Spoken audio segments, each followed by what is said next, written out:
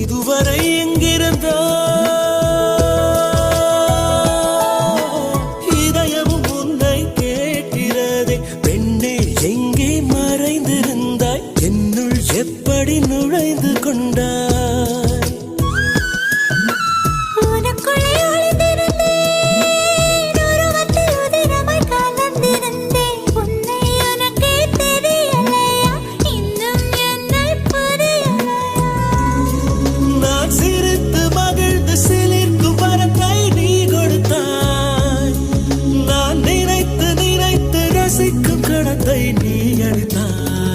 எங்கேயோ உன் முகம் நான் பார்த்த ஞாபகம், எப்போதோ